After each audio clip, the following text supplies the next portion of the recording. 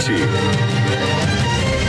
Está no ar o Flagrante, 29 de outubro de 2022. Eu sou Elisângela Carreira, o programa que leva até você prestação de serviço, questões sobre segurança pública com entrevistados especiais todo sábado. E olha só, você já sabe, né? Aqui é olho, no tete a tete, o papo é reto. E a gente começa esse programa falando de uma tentativa de assalto. Um motociclista reagiu a esse assalto em São Paulo, na Grande São Paulo. Você vai ver essa matéria completa já já. Ele conseguiu tomar o revólver de um dos bandidos e atirou contra o criminoso. Veja só. A vítima trafegava com sua moto pela rua Barra do Tibagi quando foi abordada por dois homens, que também estavam em uma moto. Inicialmente, o comerciante, que é CAC, colecionador, atirador, esportivo e caçador, pensou que fossem amigos dele. Na sequência, um dos bandidos armado anuncia o assalto. O bandido revista o motociclista e sobe na moto roubada. Antes de fugir, o suspeito se desequilibra do veículo e deixa a arma cair. A vítima então corre para pegar a arma. O bandido ainda luta com o motociclista para impedir que ele tome o revólver. Mas o comerciante dispara 3 vezes e o assaltante acaba caindo no meio da rua, baleado na perna.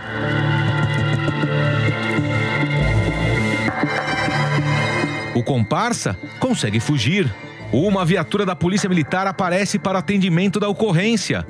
O criminoso foi atingido sem gravidade em uma das pernas e levado para o pronto-socorro da Santa Casa.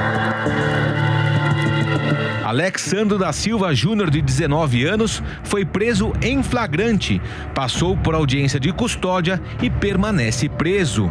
O assaltante possui antecedentes criminais por roubo de veículos. A polícia agora tenta identificar o bandido que pilotava a moto e conseguiu fugir. Inclusive, a gente tem a foto dele, Alex da Silva Júnior, de 19 anos. Como disse na matéria, ele já tinha uma ficha criminal aí bem extensa. E recebemos em nossos estúdios a delegada titular do 2º Distrito Policial do Bom Retiro, doutora Maria Cecília Dias, e o delegado titular da 1ª Delegacia Seccional Centro, doutor Roberto Monteiro. Sejam bem-vindos a esse programa. Eu começo então com a doutora Maria Cecília, mais uma vez participando aqui do Flagrante com a gente. Que situação, nesse caso aí, é legítima defesa, doutora? Sim, nesse caso é legítima defesa. Ele teve uma reação a uma agressão ali feita para ele diretamente, é uma reação proporcional à agressão que foi feita para ele, então nesse caso a gente registra realmente como legítima defesa e, enfim, ele só responderia se tivesse algum excesso, alguma coisa que a gente viu que não aconteceu. E ele é CAC? Isso, ele é colecionador de armas, né? Tá acostumado ao manuseio das armas e a gente vê isso no vídeo, mas essa arma que ele usou não era dele. Essa arma ele conseguiu ali, como a gente viu na cena, pegar ali no chão, aproveitou um momento de descuido e conseguiu entrar em luta corporal e, enfim, teve sucesso na defesa do patrimônio dele e da vida dele. E, doutor Roberto, o que fazer numa situação dessa? Ele foi bastante corajoso, aproveitou a oportunidade, viu que o bandido ali se desequilibrou, perdeu a arma, ele foi para cima. Ali, a vítima também poderia ter saído na pior naquele momento se o criminoso consegue pegar o revólver. Exatamente, Elisângela, é uma satisfação estar novamente aqui com vocês, da Jovem Pan. Realmente a imagem é muito forte, a gente percebe que a vítima teve uma presença de espírito, ele viu que o bandido se desequilibrou na moto, uma moto pesada, uma Ninja, uma Kawasaki Ninja 1000, e ele aproveitou esse instante, o que nós da Polícia Civil não recomendamos. Ele teve muita sorte, o anjo da guarda estava de plantão da vítima, Com ele certeza. conseguiu pegar a arma, entrou em luta corporal com o autor, esse Alexandre, inclusive é um bandidinho, já tem 19 anos, mas tem várias passagens, inclusive por roubo, e conseguiu fazer um disparo que atingiu a perna do autor do crime e depois ainda disparou 2 vezes em direção daquele que fugiu, que nós estamos, através de um trabalho muito bem feito da doutora Cecília, do 2º DP, estamos investigando para descobrir a autoria também deste crime no parte do indivíduo que fugiu com a motocicleta. Justamente. Mas, era isso que eu ia perguntar, até, desculpa, doutor, cortar, também para a doutora Cecília, para o doutor. Esse outro, o segundo, o garupa ali, ele conseguiu fugir, né, com a moto. Ele não, na verdade, estava pilotando, né, o que fugiu para a gente ver nas imagens. Vocês já conseguiram, com levantamentos de boletins de ocorrência, crimes praticados dessa mesma maneira ali na região? Já consegue ter umas características desse criminoso? Na verdade, ali na região, no Bom Retiro especificamente, esse tipo de crime não é muito comum. Em outras regiões da cidade, esses roubos de motos grandes acabam sendo um pouco mais comuns. O que a gente está tentando trabalhar com as imagens, cruzamento de informações a partir de placas, carros que viessem acompanhando a motocicleta da vítima, os próprios celulares apreendidos. Então, a gente está trabalhando nesse sentido porque, como o doutor sempre fala, o doutor Roberto sempre pede para a gente um empenho, uma prioridade nos crimes contra o patrimônio. Então, mesmo um deles já estando preso, a gente sempre tenta ir até o fim, fechar esse ciclo todo. Então, um já está preso e a gente quer ter sucesso prendendo esse segundo. Essa é a ideia, fechar sempre o ciclo. Ô, doutor, e a gente repara ali na imagem, acho que o doutor reparou também, a doutora, que ele pede quase, pelo amor de Deus, não atira, né? Mas a vítima, quando é a vítima, ela não tem tempo nem de falar, nem de pensar. E ali ele, pelo amor de Deus, não atira mais, que ele já estava ali com um tiro na perna. Mas ele pede ali, pelo amor de Deus, para a vítima nesse caso.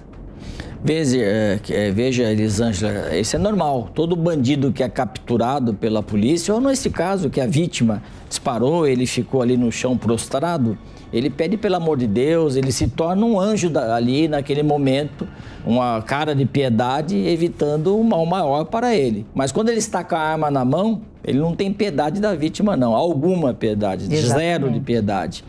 Então, por isso que, como eu disse, ele foi realmente alvejado, está preso preventivamente, um trabalho também da Polícia Civil de São Paulo, com a decisão da Justiça, ouvindo o Ministério Público, mas é importante a gente ressaltar aqui que esses crimes não são muito comuns na área central, mas nós tínhamos um problema muito maior, que nós combatemos na seccional centro, Elisângela, que é justamente a venda de peças de motocicletas. Motocicletas furtadas, roubadas, e as peças vão parar lá na área da seccional centro, no chamado quadrilátero das motos.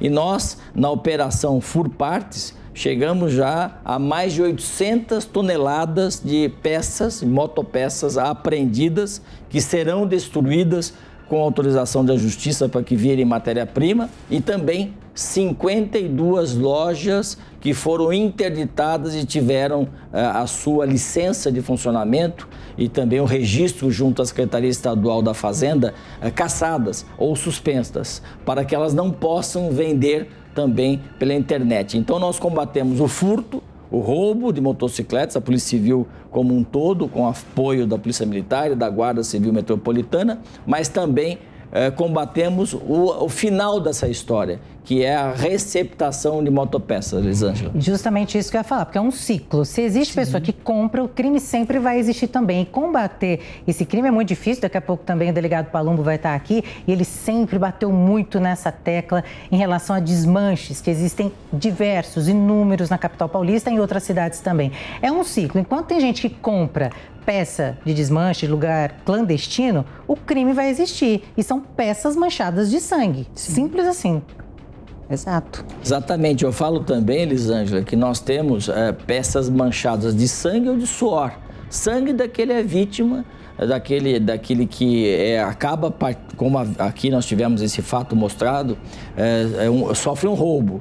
E suor daquele que tem a sua motocicleta furtada e está pagando o carnê ali da moto com muitas prestações. Então, por isso que é uma obrigação da Polícia de São Paulo, Polícia Civil, fazendo a investigação e também reprimindo todas essas modalidades, principalmente a receptação de peças, que é a motivação do furto e do roubo. Quando nós combatemos lá o quadrilátero das motos, as lojas irregulares, fechamos lojas e apreendemos mais de 800 toneladas de motopeças, caiu o número de roubos.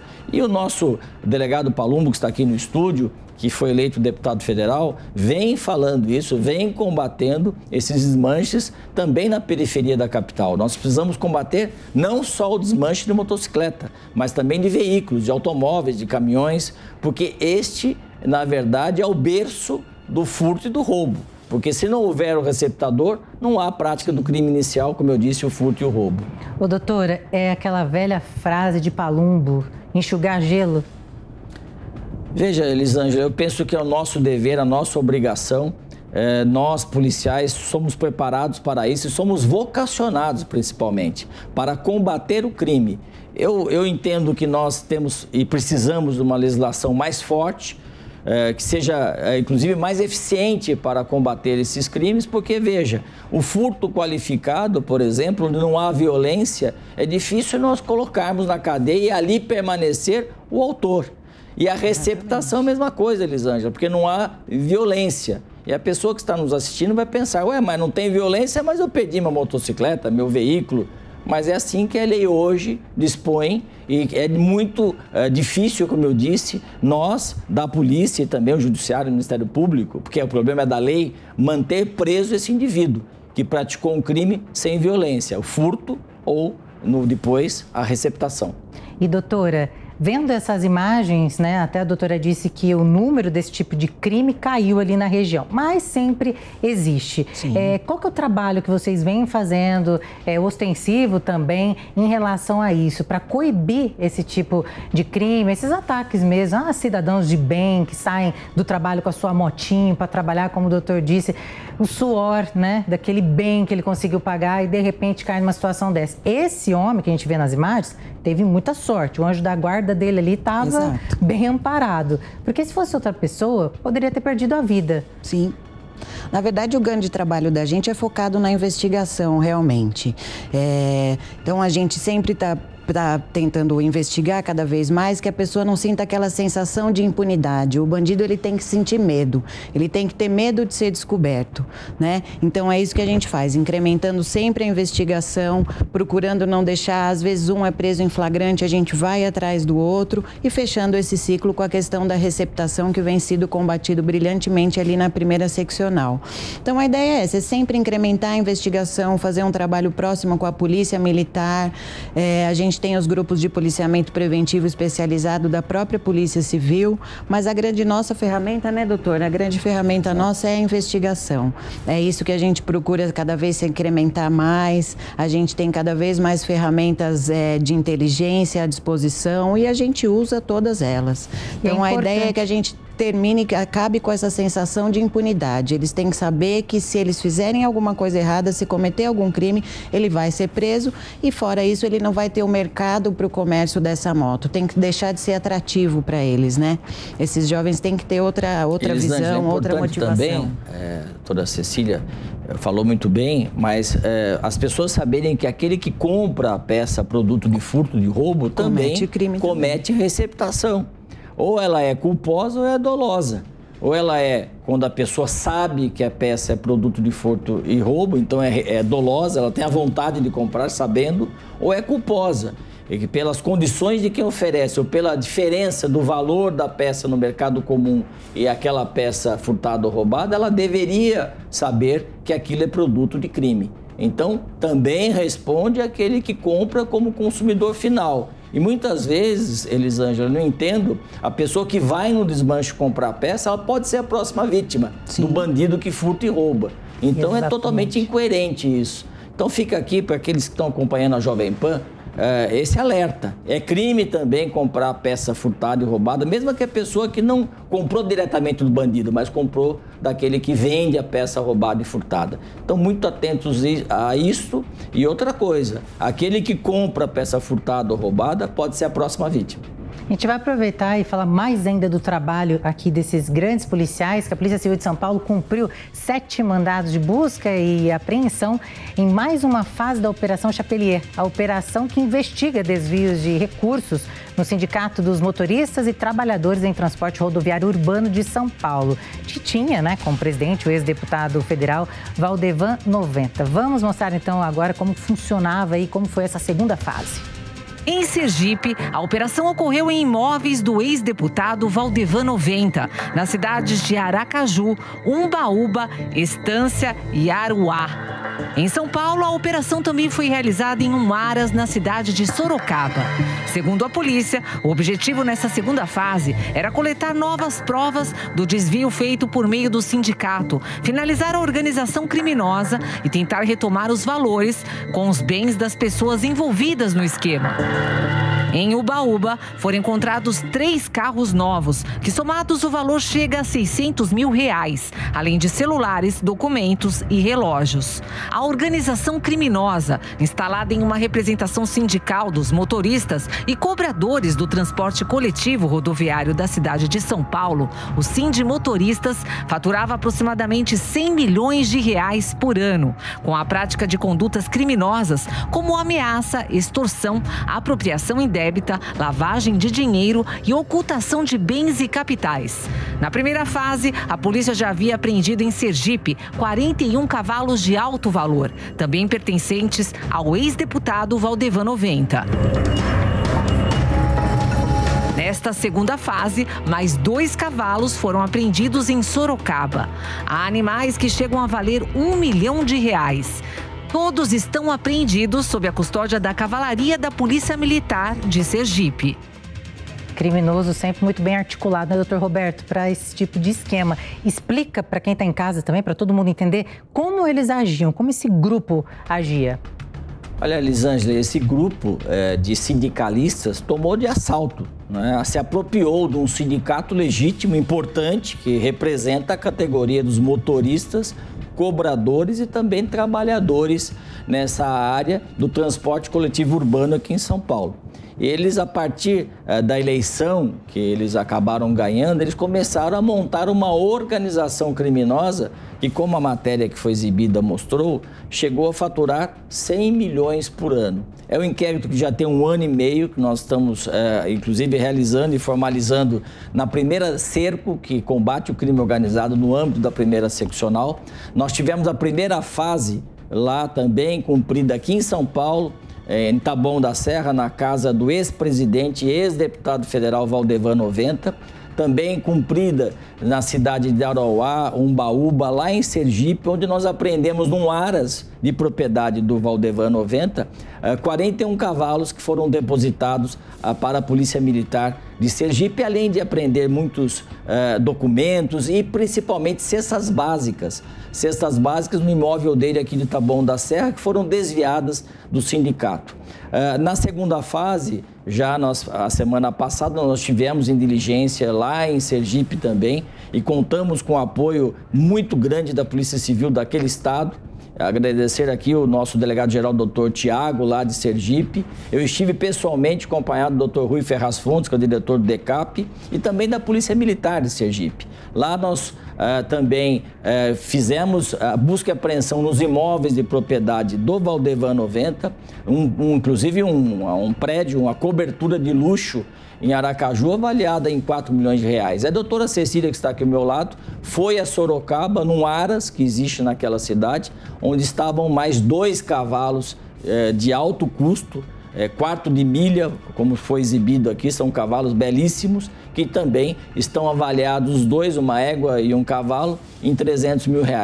Então é uma organização criminosa que, como eu disse, desviou 100 milhões por ano, que dinheiro que vem das empresas de ônibus, que eram obrigadas a comprar cestas básicas, planos de saúde, planos odontológicos das empresas que o sindicato exigia que fossem fornecedores de serviços e de produtos. E essas empresas pagavam propina para os sindicalistas. Veja, Elisângela, nós temos um inquérito muito bem instruído, inclusive com provas vindas da Receita Federal, também do COAF, e todas elas analisadas no nosso laboratório de lavagem de dinheiro. Então, são provas contundentes contra esse grupo. Não é só o Valdevan 90, não podemos personificar. Nós temos outros dirigentes que tinham aí movimentos na conta de mais de R$4 milhões, quando ganhavam R$3.500 por mês. Então, é um grupo que, como eu disse, se apoderou de um sindicato que representa uma categoria muito importante,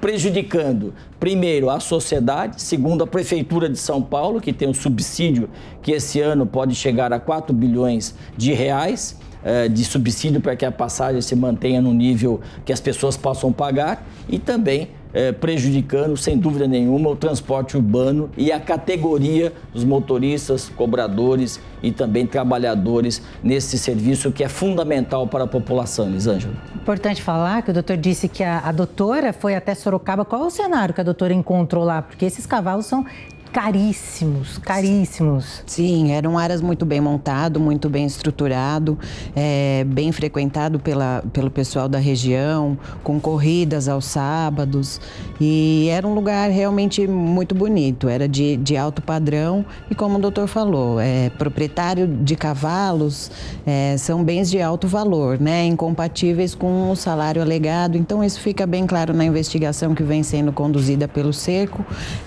o envolvimento deles com o crime organizado realmente. Eles, né, se organizando numa associação criminosa para fraudar, enfim, como o doutor explicou, os cidadãos, a prefeitura. E um detalhe importante, Elisângela, que é comum, é típico da lavagem de dinheiro, você comprar quadros, cavalos, imóveis e colocar em nome de terceiros. Essa era a forma de agir dessa organização criminosa, colocando em nome de terceiro os bens. E mais, esses cavalos são cavalos também de altíssimo custo, cavalos de quarto de milha, que eram utilizados em corridas ou vaquejadas. E nós temos vários outros bens, não de outros sindicalistas que estão investigados nesse inquérito policial. Um inquérito policial, como eu falei, muito bem formalizado e recheado de provas. Nós vamos, com a ajuda da Justiça, que sempre esteve presente nos apoiando, do Ministério Público igualmente, colocar fim nessa organização criminosa que tanto prejudicou a cidade de São Paulo e também prejudicou a categoria dos motoristas, cobradores e trabalhadores nessa área do transporte coletivo urbano aqui da capital, e a Prefeitura de São Paulo, que paga o subsídio, e por fim a população que é prejudicada com greves, com paralisações que tinham um único objetivo, apenas extorquir as empresas de ônibus para que elas fossem obrigadas a comprar serviços ou produtos das empresas indicadas por essa organização criminosa. Doutor, quanto tempo de investigação? A segunda fase agora aconteceu, provavelmente vai ter uma terceira fase, porque é um esquema gigantesco. Vocês cumpriram mandados de busca e apreensão. De prisão não cumpriu nenhum. Nós temos a investigação há mais de 1 ano e meio. Inclusive, nós tínhamos um primeiro inquérito policial que, quando nós chegamos na pessoa do Valdevan 90, esse inquérito teve que ser encaminhado à Justiça Eleitoral de Sergipe, para o TRE do Sergipe, e esse primeiro inquérito serviu, inclusive, de prova para que ele fosse cassado pelo TSE em Brasília, Tribunal Superior Eleitoral, e, por fim, depois o Supremo Tribunal Federal confirmasse a cassação desse deputado, ex-deputado Valdevan 90. Nós estamos finalizando, logicamente, com outras provas, inclusive essa última diligência lá em Sergipe, finalizando o inquérito policial, e nós podemos dizer, Elisângela, que teremos novidades em breve, não podemos adiantar, logicamente é um trabalho de investigação, mas teremos novidades e talvez mais algumas fases e diligências nesta apuração muito importante para a população paulistana. A gente falou em alguns estados. Acredita que esse esquema ultrapassa ainda outros lugares do país? Eu creio que não. Eu creio que o centro da atuação dessa organização criminosa era São Paulo. Aqui o transporte coletivo urbano da capital paulistana, que tem essa característica que diferencia um pouco de outras capitais do país, que é o subsídio que a prefeitura paga, que é uma ajuda que a prefeitura dá às empresas de ônibus, ao transporte coletivo, para que a passagem fique num nível, num preço que possa ser paga pelas pessoas que necessitam desse transporte de ônibus daqui na capital. Porque nós sabemos que nós temos uma situação que exige, inclusive a pandemia que acabou de terminar, exige que o poder público ajude as pessoas a ter o transporte público mais acessível. Mas esta característica é aqui em São Paulo. Então, eles abriram os seus tentáculos para lavar dinheiro, para esconder bens em outros estados da federação. Mas aqui o momento e o ponto de atuação da organização criminosa realmente era São Paulo, Elisângela. e tem uma noção mais ou menos da quantia para fechar esse 2022, mais ou menos de movimentação financeira nesse esquema? Sim, temos sim, uma projeção de 100 milhões por ano, como inclusive aqui o VT, a imagem que foi exibida, a matéria pela Jovem Pan mostrou.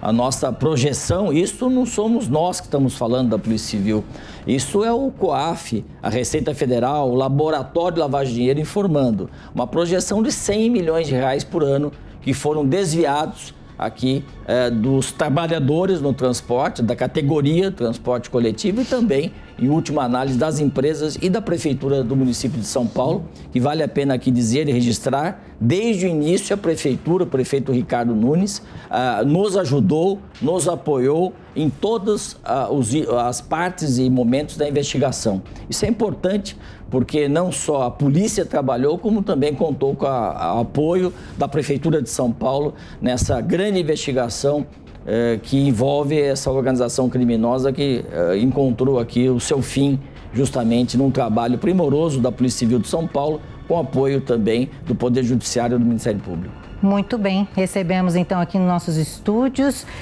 a delegada titular do 2º Distrito Policial do Bom Retiro, doutora Maria Cecília Dias, e também o doutor Roberto Monteiro. Muito obrigada pela participação de vocês dois.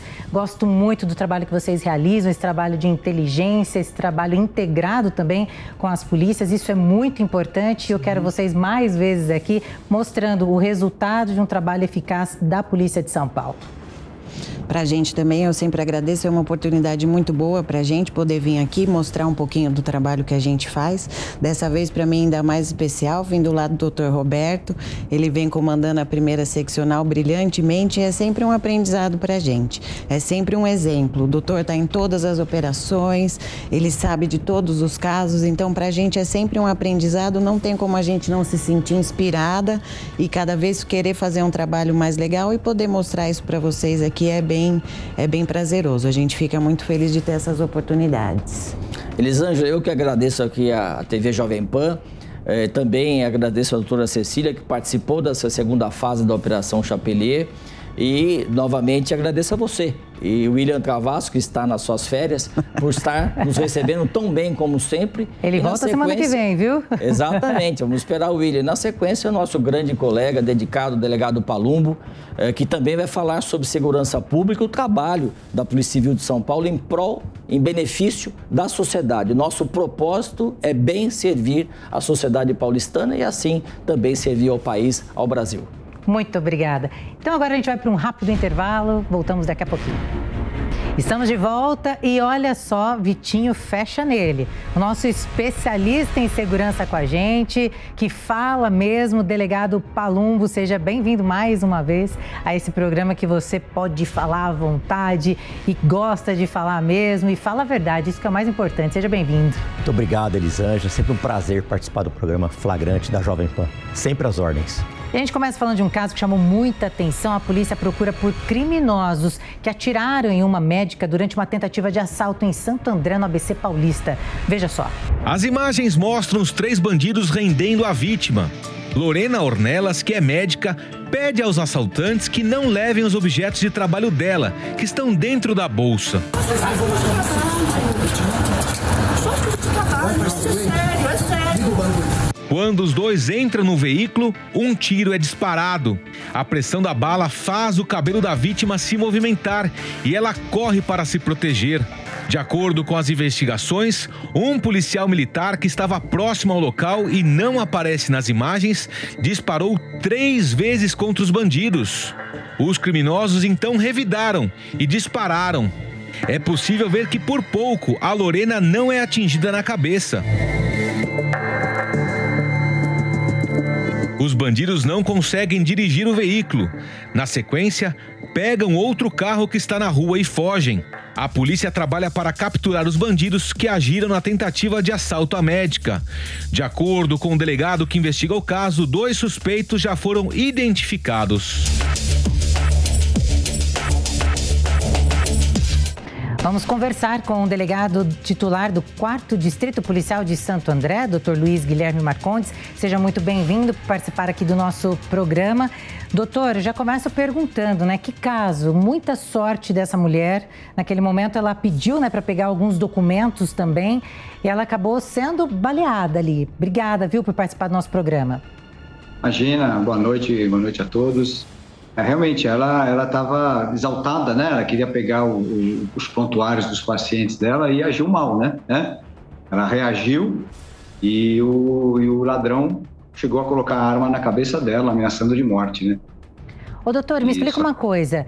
Os disparos, um policial paisana disparou para assustar os bandidos e aí os criminosos atiraram de dentro do carro. Como que aconteceu essa ação, de fato? Essa logística, só a perícia vai poder afirmar, né? A impressão que a gente tem é de que o policial militar que estava no consultório, mesmo consultório que ela estava, inclusive, quando ele percebeu a movimentação, ele, através do muro, e na hora que ele viu que o ladrão ameaçou de morte a vítima, ele achou por bem efetuar disparos. Ele efetuou 3 disparos. E concomitante com isso, no revide, o ladrão também atirou, até que a gente percebe que a bala transfixa o vidro e atinge o ombro da vítima. Mas isso aí tem que ser depois analisado melhor em perícia, né? E, doutor, a gente vê que eles fogem num carro vermelho. Existe um outro carro, um 4º participante que estaria dirigindo esse carro? Eles trocaram de carro? Já tem essa informação também ou não? Esse carro vermelho, é um T-Cross, ele já era produto de roubo e estava com a placa adulterada, né? E já tá pronto para fuga mesmo, né? Se desse alguma coisa errada, o carro, eles fugiriam por lá. Até que eles nem pensaram 2 vezes, já correram para outro carro. E na sequência eles roubaram mais um outro carro ainda, né? Uma Toro branca, que foi, e depois eles abandonaram os 2 carros. E, doutor, já com essas imagens das câmeras, que não é nem câmera de segurança, foi um motorista de caminhão, se eu estiver enganado, o senhor me corrija, que conseguiu gravar ali com o celular, é isso? Isso propiciou, inclusive, uma imagem boa, né? Porque a imagem que vem do celular, ela tem mais definição e a gente conseguiu trabalhar melhor com a imagem que foi fornecida.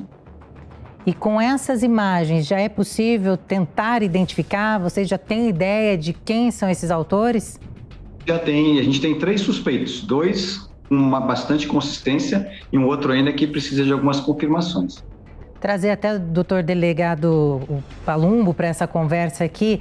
Essa cena chamou tanta atenção, espalhou pelas redes sociais. O delegado Palumbo também falou naquele momento, quando viu essa cena, que é impressionante, porque, por Deus, né, Palumbo, essa mulher está viva. É impressionante, né? Se ela não acreditava em Deus, ela tem que passar a acreditar, porque isso é um milagre, né?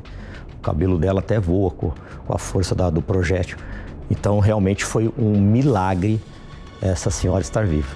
E outra coisa, a audácia desses criminosos, porque a gente percebe que a rua, ela existe um movimento, porque o caminhoneiro, ele estava ali no veículo, tinha gente na rua, o carro ele já deixou ali também, próximo, os criminosos, eles agiram à luz do dia, tranquilamente, achando que ia dar certo, mas a resistência dela ali também provocou essa situação. Exatamente, né? Na verdade, esses menores, eles não temem a legislação, né? Uma das nossas lutas será através de uma emenda à Constituição, que se mude o artigo 228 da Constituição Federal. Não é possível que o indivíduo possa votar, mas não possa responder criminalmente. Eles não podem ficar mais do que 3 anos apreendidos. A gente não pode nem falar o termo preso. Se ele fosse apreendido em flagrante, ele não poderia ser colocado no compartimento reservado para levar adultos, né? Então é um absurdo, né? A polícia literalmente enxuga gelo. Com certeza já eles estarão apreendidos, sairão em menos de 3 anos e vão voltar a fazer a mesma coisa. Tá aí a importância do nosso legislativo federal para que mantenha esses indivíduos presos e que não aconteça mais esse tipo de cena, né? É lamentável indivíduos como esses, menores de idade, cometendo crimes todos os dias e sendo apenas apreendidos.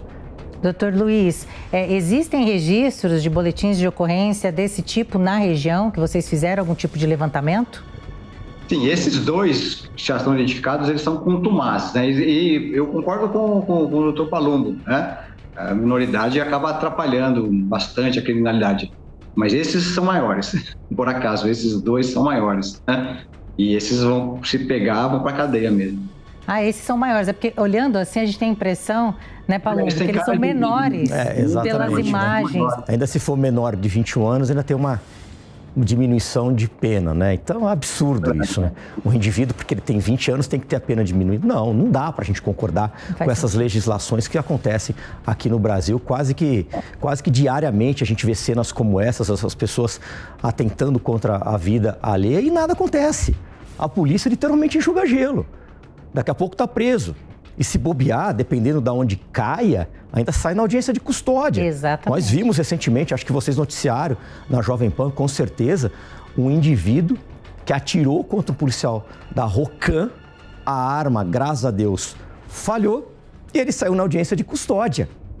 Ali, na minha opinião, e vou falar, não é nem culpa da legislação. Por que o juiz soltou? Ele tem que analisar um caso desse e não soltar também. Atira na polícia e sai na audiência de custódia? Não. Ali, na minha opinião, houve um erro do juiz. Não é mesmo, doutor Luiz? A situação de vocês é bem complicada, porque vocês fazem um trabalho tão intenso de investigação, coloca na cadeia, mas dá um mês, o criminoso está na rua de novo, cometendo o mesmo crime. É um problema de interpretação da lei, né? Na verdade, os juízes poderiam ter uma interpretação mais restritiva dos direitos dos presos, né? Para evitar esse tipo, como o Palumbo falou, né? De acabar soltando gente que é criminoso, perigoso, né? E tem que ficar atrás das grades mesmo. O doutor, o senhor disse que esses dois são maiores. Provavelmente os outros dois vocês não sabem ainda, porque tem o outro, né? Que estava dirigindo. Então, pelo menos são 4 envolvidos? São 4 no mínimo, né? 2, na verdade 3 estão identificados. 2 a gente tem um pouco mais de elementos para ter certeza. Mas a gente depende ainda de algumas provas, né? De algumas provas periciais para ter certeza absoluta. O reconhecimento desse que está portando a arma e que faz a ameaça, ele já está praticamente reconhecido. Tomara que seja preso logo. E olha só quem está com a gente aqui por telefone, a Lorena, que é a médica que aparece nessas imagens, que tira nosso fôlego aqui, não é mesmo, gente? Lorena, consegue ouvir a gente, doutora? Consigo sim, boa noite. Boa noite, me conta como tá, se recuperou do susto, eu sei que é muito difícil, mas você acabou baleada, como que você tá? Eu tô bem, Elisângela, graças a Deus. Deus desviou a bala, bateu num lugar que não vai me deixar sequelas, a bala entrou, saiu, pegou mais uma de raspão, mais pro lado do ombro, mas não tô com restrição de movimentação nenhuma, graças a Deus. E doutora, que situação naquele momento, o que você dizia para eles? Você queria os seus documentos, os seus pertences, o que eles falavam? Na verdade, eu queria que eles me dessem o meu material de trabalho, porque tinha muita informação ali dos meus pacientes, né? Meu computador com tudo dos meus pacientes, endereço, enfim, e meu material de trabalho, era só o que eu pedia ali para eles. Falei, o resto você leva, mas só me dá isso aqui, você não vai fazer nada com isso. Era essa a minha argumentação. Eu estava tranquila, eu estava calma, só pedindo uma coisa que eu achei que não teria problema deles me darem, né? Eles iam levar o carro, minha bolsa, o celular, tudo, né? Eu só queria o meu material de trabalho, só. E eles falavam alguma coisa? Tem um momento que um chega e aponta a arma mesmo pro seu rosto. Nesse momento... Não, ele falava isso. Ele falava, não, saca lá, eu vou te matar, eu vou te dar um tiro. E você não imaginou que no momento isso pudesse acontecer? Na hora, não. Até ele falar isso, ele não me parecia que ele estava tão nervoso assim. Eles não me pareciam que estavam tão alterados. E... não sei, eu estava tranquila, eu estava pedindo uma coisa que eu achei que não tinha problema, sabe? Assim, depois a ficha cai, né? Mas, doutora do céu, até o Palumbo falou aqui que Deus, seu anjo da guarda, estava o tempo todo ali com você, né, Palumbo? Com certeza. Um arcanjo, exatamente, ali é as mãos, eu acredito nas mãos de Deus. Né? Pode fazer sua pergunta para ela, aproveita também, Palumbo. Eu queria perguntar se ela acredita em Deus. Com certeza. Aí a explicação. Como não? Porque o cabelo, aquela cena do cabelo se levantando com o vento, é só Deus mesmo. E com certeza. E doutor Luiz também prestando todo o atendimento à doutora, essa médica que a gente vê nas imagens, que eu acredito que essa cena nunca mais vai sair da sua memória e também vai ficar marcada no seu corpo, né, doutora? Ah, sim. A marca vai ficar. Mas eu espero que a cena saia da minha memória, assim, que eu vou tocar minha vida, eu vou seguir minha vida normalmente. Não vou ficar trancada. É até difícil falar, mas qual a orientação que você daria para alguém que passar, né? Vai passar ou já passou por uma situação dessa, vamos dizer assim, que o que pode acontecer, né, com qualquer uma tentativa de assalto, é não reagir, mas na hora ninguém sabe a reação que tem. Exatamente. Esse é o problema. Por exemplo, eu sempre tive isso na minha cabeça, não reagir, imagina, de forma alguma. Mas é que na minha cabeça ali, eu não estava pedindo o que eles queriam, que era a minha bolsa. Eu estava pedindo uma coisa que para eles não fazia diferença, sabe, assim. É uma coisa idiota, né? Mas você vê, por causa de uma coisa idiota, quase que eu morri, né? Então é óbvio que a próxima, o que eu puder falar é só isso, que realmente não peça nada, dá tudo e vai embora, né? E você tem um filhinho pequeno, né? Tenho, 4 anos. Na hora que você sentiu que foi baleado, o que passou na sua cabeça? Essa é a pergunta que todo mundo faz, né? Obviamente que a gente só pensa nisso. Eu pensei que eu podia ter morrido e que eu não podia mais ver meu filho, né? Então é a primeira coisa que passa na cabeça, assim. E outra pergunta que eu te faço, que eu tenho certeza que eu já sei qual é a resposta, o que você mais espera agora que aconteça? Olha, eu espero que o nosso mundo melhore. Eu não falo nem que os responsáveis sejam presos, porque não adianta prender só esses 4, tem mais milhões aí na rua, né? Então, é óbvio que a gente espera que eles sejam presos, mas, assim, o mundo tem que mudar, né? Não tem jeito. Enquanto tiver essa desigualdade social, essa questão toda, essa guerra entre quem tem alguma coisa e entre quem não tem alguma coisa, a gente sabe que a gente vai estar exposto a isso sempre. E, doutor Luiz, se depender do doutor, daqui a pouquinho eles estão na cadeia. Nós já no dia do crime, nós tivemos a identificação, nós já fomos atrás. A polícia está sendo muito eficaz, assim, eles já identificaram os responsáveis na mesma tarde do crime, né? Eles fizeram toda a parte de perícia no meu carro, pegaram as impressões digitais e já tinham, esses indivíduos que já tinham passagem na polícia, né? Então já tinha endereço, eles já foram lá, eles obviamente já não estavam nas casas deles, né? Mas enfim, a polícia está fazendo o trabalho dela. Inclusive o doutor Luiz está aqui com a gente, viu, doutora? E perguntei para ele, daqui a pouquinho eles vão estar na cadeia. E quais os crimes que esses dois já cometeram, doutor? Então, um é o roubo de veículo, um deles, e o outro receptação. Todos ligados a veículos, né? Todos ligados a veículos. Um já tem, inclusive, mandado de prisão, que foi expedido por representação nossa aqui mesmo. Ele roubou há um mês, 2 meses atrás, ele roubou um veículo, uma Mercedes aqui, e foi identificado também. Muito bem, eu vou agradecer a participação da doutora. Muito obrigada por falar com a gente, atender o nosso telefonema.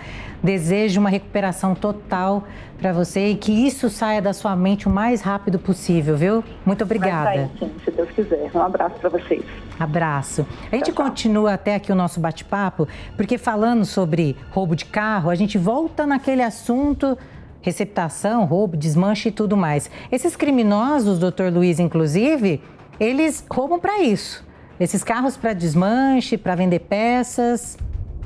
Sim, normalmente é isso. Normalmente ele já pega um carro, já tem um buraco, né, que a gente chama, e o carro já é cortado, as peças são embaladas e já tem um destinatário, normalmente, né? É um mercado grande, né? Um mercado grande. A gente, faz muito tempo aqui, nós pegamos a gente chama de buraco, né? E a gente tinha peças de carros importados, peças caríssimas, né? E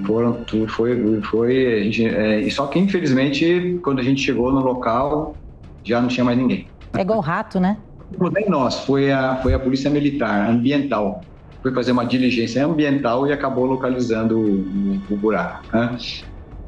E Palumbo, esse assunto é para você que há 1000 anos, eu vou dizer assim, porque eu conheço Palumbo há muito tempo, combate esse tipo de crime, fiscaliza, vai atrás, mas é o famoso enxuga-gelo que a gente está falando desde o início desse programa.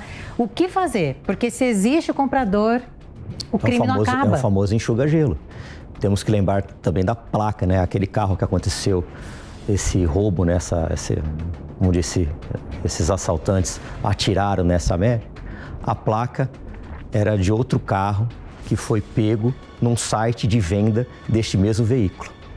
Antigamente, o Detran, ele fabricava as placas. Para os mais velhos, como eu, vão se lembrar, você comprava um carro e emplacava no Detran. Hoje, eles terceirizaram isso. E o Detran não fiscaliza quem faz essas placas. Então, é muito fácil você encomendar uma placa de qualquer veículo. Então, eu vou deixar uma dica de segurança para você que vai vender o seu carro nesses sites. Tampe a placa. Você não precisa expor a placa do seu carro para depois não correr o risco dele ser clonado, de ter a placa, aí como você começa a receber multas, não sabe nem de onde vem. E para você recorrer dessas multas é uma burocracia danada. Como eu já falei nas redes sociais, em TV, o Detran, ele é especialista em vender dificuldade para colher facilidade. Se o Detran fiscalizasse esses desmanches que a polícia fecha, e eu já fechei muitos, você acompanhou eles durante sua carreira, o Detran não vai no outro dia lacrar. As peças que ficam nos fundos não tem selo. Há descarte de óleo, o que é proibido pela legislação.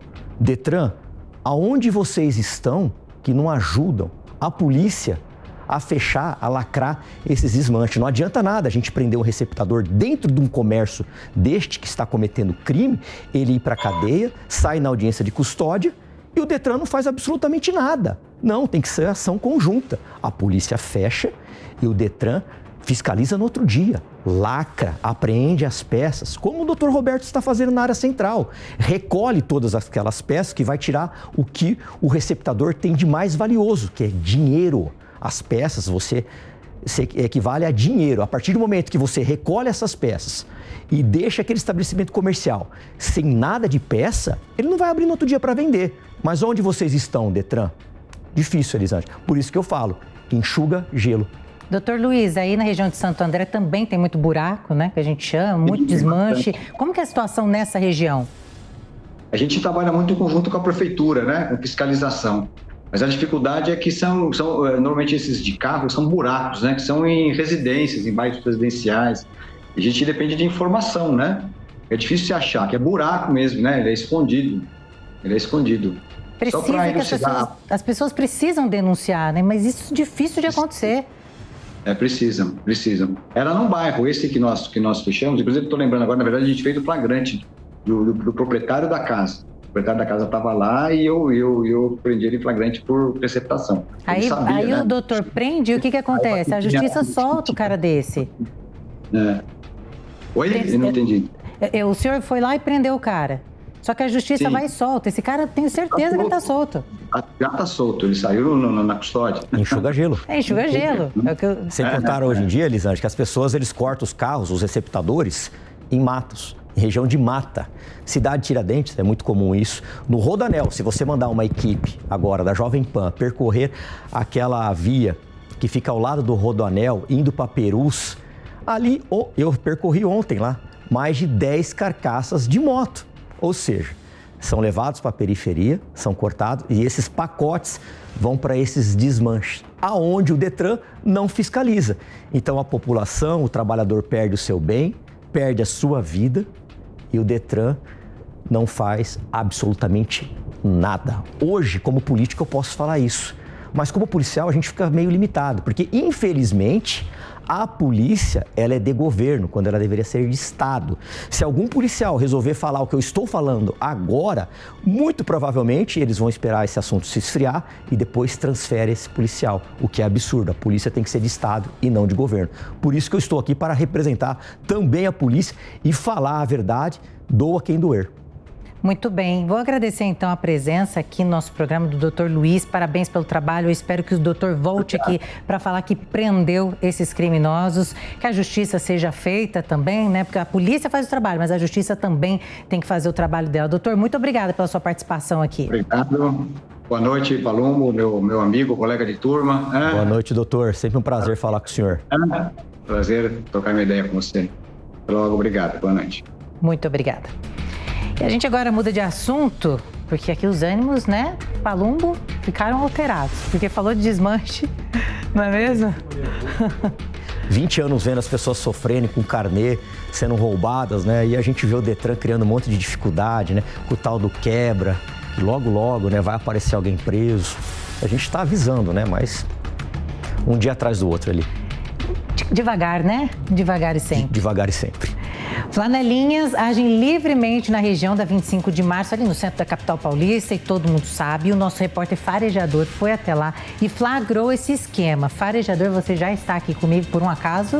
Já estou com você. Prazer estar aqui novamente no Flagrante. Uma boa tarde, quase boa noite já, né? Isso. E me conta, o que você viu por lá? Conta por cima, que a gente ainda tem um VT para rodar. Legal. Olha só, é um esquema velho, né? O doutor até conhece bem e tal. O pessoal de casa também conhece. Os flanelinhas agem ali cobrando um dinheiro e tal. Eles ocupam vagas com caixa, mas também tem a conivência das pessoas que vão lá para 25 de março. Eles param o carro, deixam a chave, inclusive com os flanelinhas, e eles vão empurrando o carro e tapando a placa com papel. A CT passa lá, só que parece que não está vendo nada, porque o esquema continua. Eu conversei, inclusive, com os caras dos esquemas e também conversei com uma pessoa que fala claramente que tem esquema aí. Então vamos conferir o VT Roda? Não é de hoje que a 25 de março é reduto de infrações. Uma das mais antigas é o golpe dos flanelinhas, mas tem também a conivência dos próprios usuários e comerciantes da região. História que você começa a conhecer a partir de agora. Todas as ruas da região têm placas solicitando o uso de zona azul, que antes era com folheto preenchido à mão. Atualmente é por aplicativo, onde um carro da CT passa com suas câmeras, chamados de Big Brother, verificando se está vencida ou não. E aí começa todo o esquema. Motorista já procura os flanelinhas e deixam os caixotes ocupando a vaga para o seu cliente. A pessoa estaciona o carro, deixa a chave ou o carro aberto para que seja empurrado para ter espaço para outros carros. Para ludibriar a CT, os golpistas colocam papel cobrindo o número da placa para evitar multa. Aborda o flanelinha que está guardando um carro. Ele cobra R$ 8,00 e ainda garante que está no esquema há mais de 20 anos. E deixa até um cartãozinho dele. É estacionar aqui que você cobra? É R$ 8,00 a horinha. Deixa eu lá, não dá multa não, né? Não. Ah, tá, fica tranquilo. Só que eu trabalho 21 anos, só nesse espaço. Ixi, desde os 10 anos de idade. Deixa eu deixar um cartãozinho. Opa, aí é nóis. Se precisar, só me ligar. Flagramos os flanelinhas cobrindo as placas dos carros com caixotes. Em seguida, passa o carro da CET. Vê os caixotes reservados, espaço e nem para. Aí, agora sim. A partir de 1,90 metro. Hein? Agora sim, né? Eis que aparece o carro da CT. Olha eles aí, ó.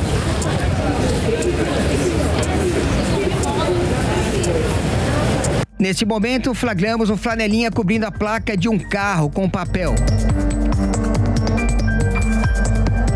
Então consigo flagrar vários carros, acompanhe. Eles estão com papel nas placas. Acompanhe que são vários veículos, até chegar num taxista que dá sua versão sobre a CT. No mesmo momento em que o carro da companhia de engenharia de tráfego passa, vê e não faz nada. O carro do Big Brother passou agora há pouco, hein? Olha lá, atrás aí. Olha eles aí. Mas não para, né, meu? Não, de novo. Eles não embaçam, não? Só passa. Eles não vão descer do carro com esse frio, né?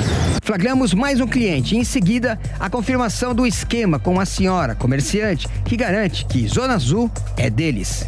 Zona Azul é eles? Passa o carro da CT, né? Mas não dá multa, não. Não dá multa, não. Eles têm tudo assim. A impunidade impera. Em nota, a Prefeitura informa que os fiscais da CET não têm poder de polícia. Já a Secretaria de Segurança Pública esclarece que só é competência da polícia se houver crime de extorsão, roubo ou ameaça. Repórter farejador para o programa Flagrante. Eu tô aqui, assim, abismada com tanta criatividade, farejador. Explica isso. Então, é um esquema bem antigo que, inclusive, a galera... O doutor pode até explicar melhor, porque o pessoal é conivente. Os flanelinhas estão ali, eles cobram R$ 8,00. Antigamente a gente tinha aquele papel, né, folhinha de Zona Azul, e aí eles preenchiam, só que tinha um esquema ali para preencher, era papel meio falso que eles conseguiam apagar e registrar de novo. Esse era um esquema antigo, agora é por aplicativo. Então a CT passa com aquele Big Brother lá, que a gente chama, né? São várias câmeras detectando para ver se a placa do carro está no aplicativo. Se a pessoa colocou no aplicativo o pagamento da Zona Azul. Mas o esquema dos flanelinhas continua, eles colocam os caixotes para ocupar espaço, que já é errado isso, né? A CT devia ver isso, é errado. Não pode colocar, você não pode tirar o direito de uma pessoa estacionar. Então eles fazem esse esquema, colocam os caixotes, as pessoas param o carro ali, fica com a chave. E aí eles tapam a placa com papel ou com caixote. Mas aí a CT passa, vê que a placa está coberta, e aí, Palumbo? Aí não faz nada. A CT ela não tem o poder de polícia, né? Mas ela pode tirar esses caixotes da rua. Então, o mínimo que se espera é que se tire esses caixotes da rua. Foi exatamente então, pode ser que tenha uma conivência aí. Não é aceitável que o caixote fique na rua e eles pegando a rua como se fosse deles. Na verdade, esses flanelinhas, eles atrapalham pra caramba, porque ninguém quer pagar. Eles pagam com medo de ter o carro riscado, de ter um dano. Muitas vezes são coagidos. Lá perto do zoológico, nós recebemos denúncias que estavam cobrando R$80 para se deixar um carro. Ninguém quer pagar R$80, R$40 para deixar um carro na rua. Já pagamos IPVA, pagamos impostos, Zona Azul. E ainda tem que pagar para a flanelinha. Vai no Parque do Ibirapuera. Eles cobram uma fortuna para deixar um carro lá. E se você ousar bater boca com eles, muito provavelmente você vai voltar, teu carro está todo riscado, não tiver com pneu murcho. Então as pessoas pagam por medo, Elisângela. E o que faz para acabar com isso? Chama a polícia. Chama a polícia. Eu sou louco para que eles venham querer me extorquir, para a gente já dar a voz de prisão. Mas parece que a assombração sabe para quem aparece. Não, é impressionante. porque você assusta muita gente. E olha só, tem uma coisa, Elise e doutor. Um rapaz que eu conversei ali, ele está há 20 anos lá. 20 Deve anos. Ganhar muito mais do que os agentes da CT, com certeza. Do que a polícia, coloca caixote na rua, nada acontece. Exatamente. Ou seja, mas aí também é um erro, a gente tem que falar que a polícia também tem que agir. Tanto a civil quanto a militar, a rua, ela é pública. Ninguém tem o direito de colocar um caixote, segurar uma vaga, porque ele está lá há 20 anos. Então ele está há 20 anos cometendo as mesmas irregularidades e ninguém vai fazer absolutamente nada. Tem que ser feito alguma coisa. E não é possível que as autoridades não saibam disso, gente. 20 anos. Todo mundo sabe. Todo mundo sabe. É só passar ali que é isso daí mesmo. Então as pessoas acabam ficando com medo desses flanelinhas. Vai deixar um carro na rua e ousar falar para eles que você não vai pagar. O farejador e a secretaria deu alguma nota, alguma posição? No pé da matéria eu mesmo li, né? Bom, a situação é como o doutor falou, né? A CT não tem poder de polícia e os fiscais não estão habilitados a isso. E aí sim também tivemos da Secretaria de Segurança Pública dando conta de que os policiais têm que pegar em flagrante delito. Senão não caracteriza crime e aí sim só uma infração, né? Mas tem uma coisa chamada-se investigação. Investigação, né? Então que se investigue isso. Como eu faço Ou então que retire esses caixotes da rua com patrulhamento, com polícia, com CET. Fala, aqui você não vai colocar esse caixote. A rua não é sua. O Estado tem que agir, a Prefeitura tem que agir. E esse carro da CT com um monte de câmera, a gente tem que fazer uma justiça, que esse carro é terceirizado por uma empresa, né? Não necessariamente são agentes da CT que trabalham lá dentro, mas vem o emblema da CT. Então todo mundo fica com raiva dos agentes, mas vamos fazer justiça, é uma empresa terceirizada. Muito bem, Palumbo, muito obrigada pela sua participação no programa mais uma vez, sempre esclarecendo e trazendo até soluções para resolver tantos problemas de criminalidade nesse país e outras questões também. Muito obrigada mais uma vez. Eu que agradeço, é sempre uma grande honra participar do programa Flagrante da Jovem Pan. E é isso então, nosso programa fica por aqui, mas semana que vem tem mais. O William Travassos está de volta. Muito obrigada pela sua companhia. Flagrante. Realização Jovem Pan News.